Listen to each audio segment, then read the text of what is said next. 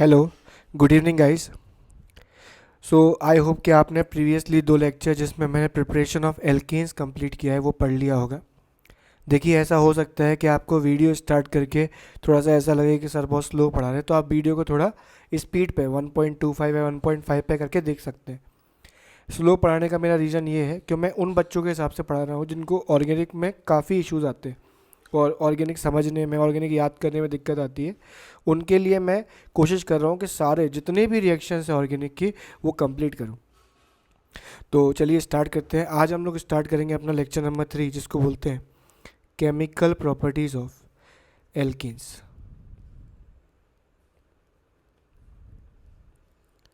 देखिए, chemical properties start करने से पहले मैं आपको ये बता देना चाह रहा हूँ कि जो एल्केन्स होते हैं these are least reactive organic compound. अगर सबसे कम रिएक्टिविटी की बात करें तो वो एल्केन्स ही है। तो सबसे पहले हम लोग ऐसा कोशिश करेंगे कि एल्केन्स को कन्वर्ट कर लें किस में, एल्काइल हैलाइड्स में।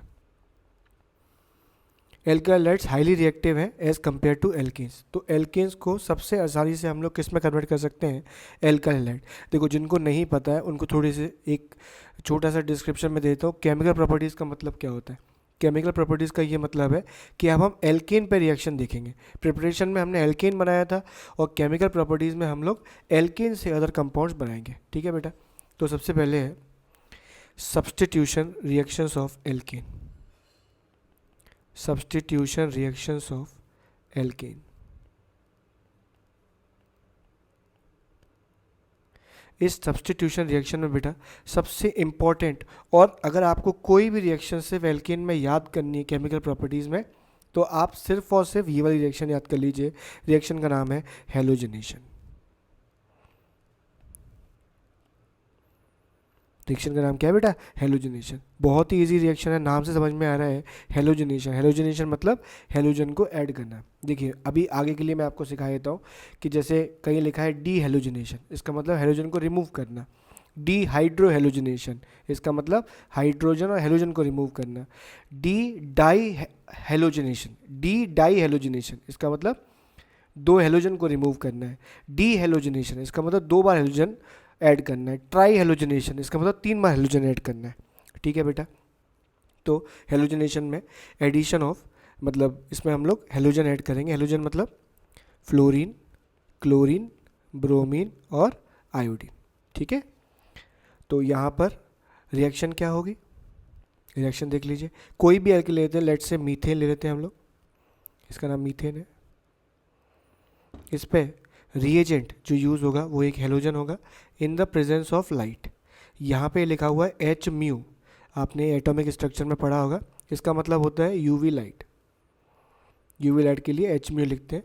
ठीक है। इसकी जगह ये भी लिखा हो सकता है Cl2 और परऑक्साइड। ये थोड़ा न्यू है, आप इसको भी याद कीजिए। मेन जो आपको क्वेश्चंस में दिखाई देगा वो Cl2 H म्यू दिखाई देगा। चलिए, क्या बनेगा प्रोडक्ट, तो यहाँ पे CH3Cl, एक H हटा के एक Cl आ जाएगा, प्लस HCl। इसको बोलेंगे मोनो क्लोरीनेटेड प्रोडक्ट।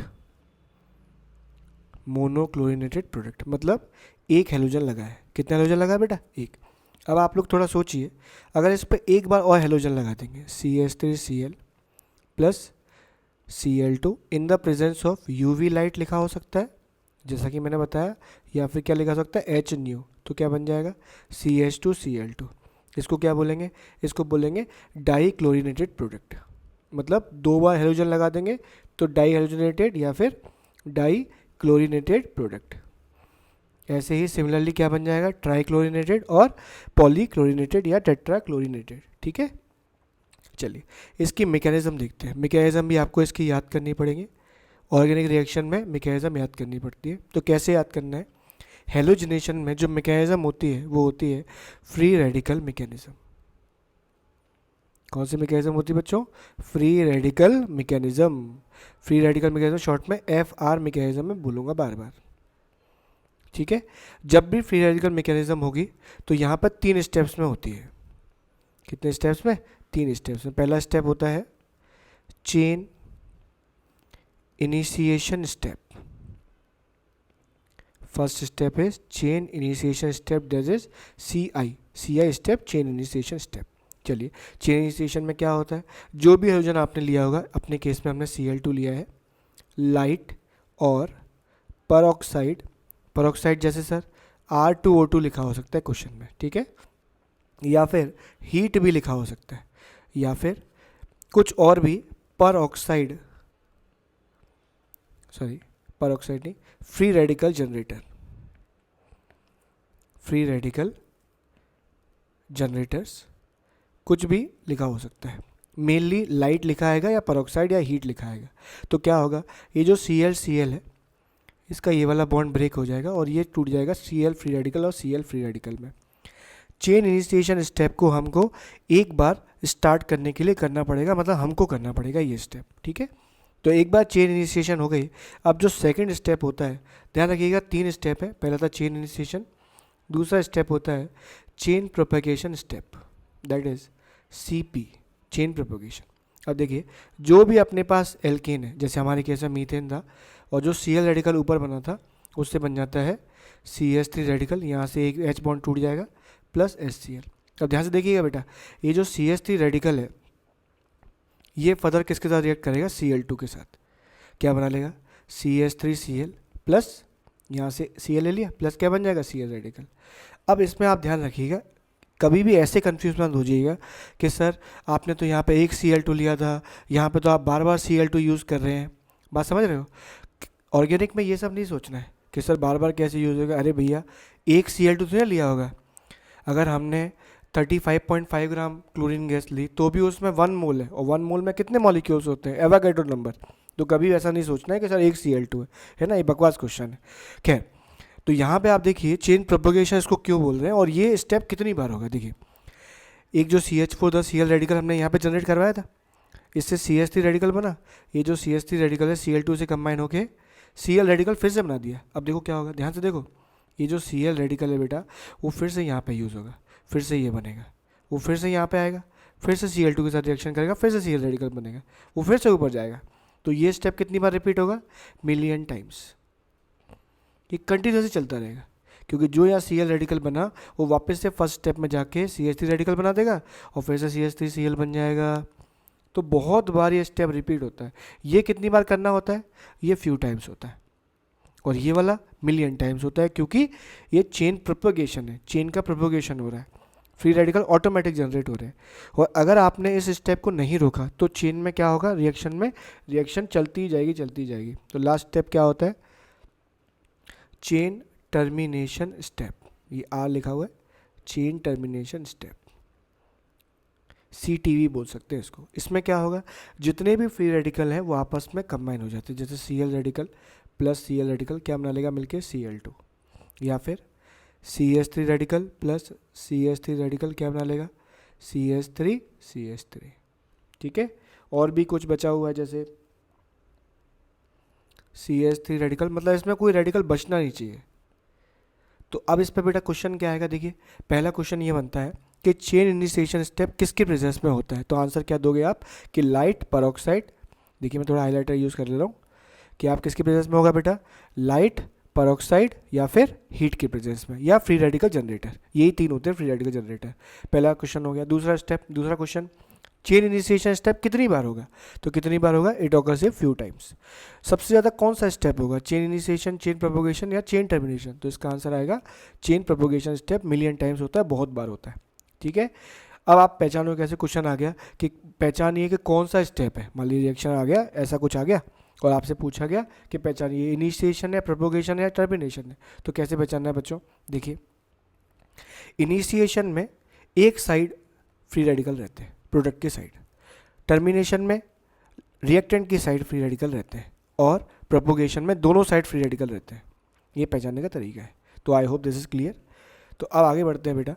एक और इसमें क्वेश्चन आता है कि ये जो है ये फ्री रेडिकल सब्सटीट्यूशन है क्या फ्री रेडिकल एडिशन है। तो आंसर आएगा दिस रिएक्शन इज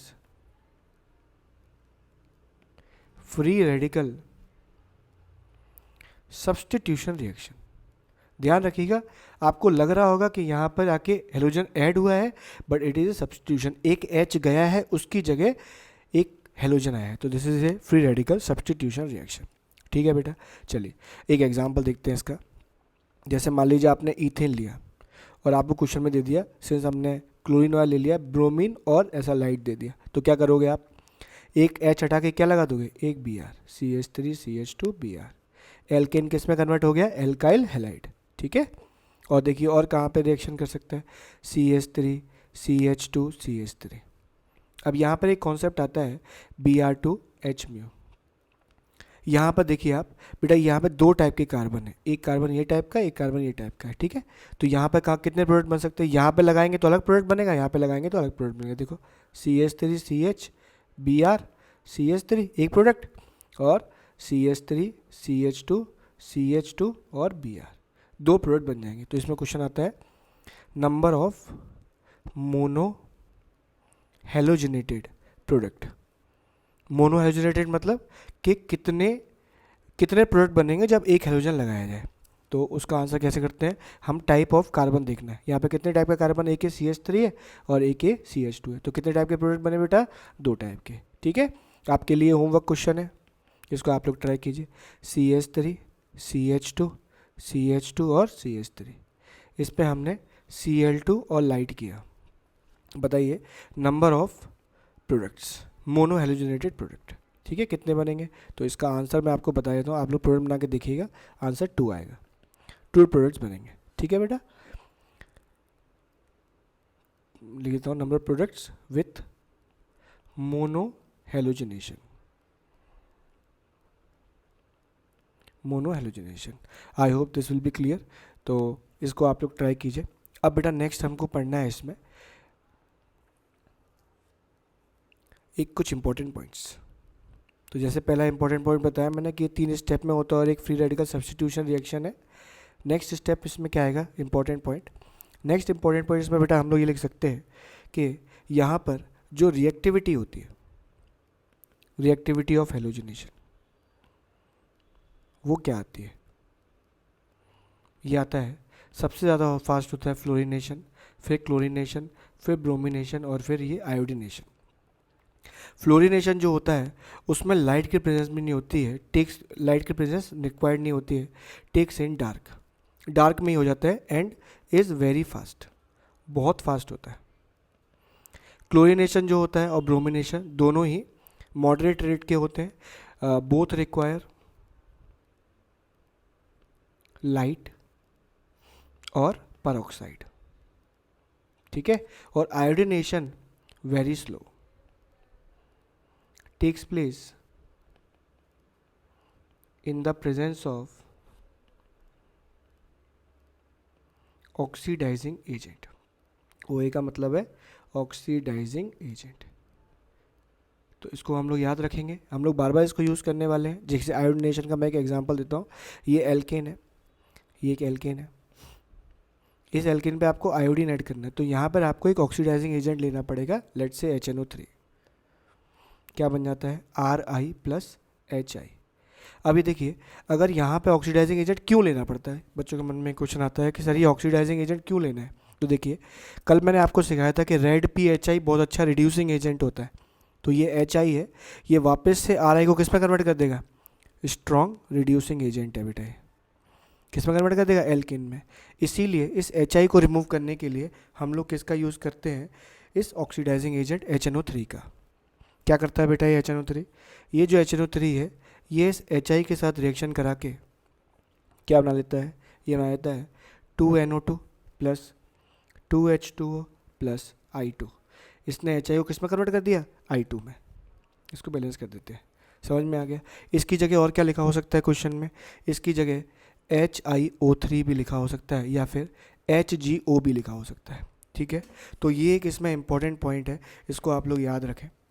अब नेक्स्ट जो हमारा टॉपिक है वो है आइसोटोपिक इफेक्ट। ये थोड़ा एडवांस लेवल है, आप लोग उसको स्किप भी कर सकते हैं, उसको पढ़ भी सकते हैं। ठीक है, मैं बता देता हूँ हायर लेवल। आइसोटोपिक इफेक्ट क्या होता है, आइसोटोपिक इफेक्ट होता है कि बेटा अगर हमने दो कंपाउंड लिए, दोनों ही मीथेन है, इसमें बस हाइड्रोजन लगा है, यहाँ पे क्या लगा है, ड्यूटेरियम, और इसमें हमने अगर फ्री रेडिकल कराया, जैसे Cl2 in the presence of light कराया, Cl2 in the presence of light, तो यहाँ पे क्या बनेगा, CH3Cl प्लस HCl, और यहाँ पे क्या बनेगा CD3Cl प्लस DCl। यहाँ पे K1 रेट और यहाँ पर K2 रेट। तो रेट बताइए किस में ज़्यादा आएगा, तो इसका आंसर है कि अगर H को D से रिप्लेस करते हैं, किससे बेटा, H को D से रिप्लेस करते हैं तो रेट चेंज हो जाती है, रेट कम हो जाती है, K1 greater than K2। This is called as isotopic effect, that when different isotope is used, rate varies, rate क्या हो जाती है, वेरी हो जाती है। ठीक है, अगर रेट वेरी नहीं हुई इसका मतलब नो आइसोटोपिक इफेक्ट। ध्यान रखिएगा, if K1 equal to K2 implies no isotopic effect is observed. तो यहाँ से एक और क्वेश्चन क्या बन सकता है कि बेटा आप बताइए क्या हेलोजिनेशन में आइसोटोपिक इफेक्ट ऑब्जर्व होता है, आंसर है यस, आइसोटोपिक इफेक्ट ऑब्जर्व होता है। अगर ड्यूटेरियम होगा तो रेट स्लो होती है as compare to that of hydrogen. अब इसमें नेक्स्ट टॉपिक है, तो आप लोग इसको अच्छे से रिवीजन कीजिए बेटा, ठीक है। ये इसमें आपका बेसिक्स ऑफ हेलोजिनेशन पूरा कवर हो जाता है विथ एग्जांपल्स, ठीक है। अगला इसमें टॉपिक है reactivity versus selectivity, reactivity versus selectivity. I hope कि मैं आपको ये समझा पाऊंगा। Thank you very much.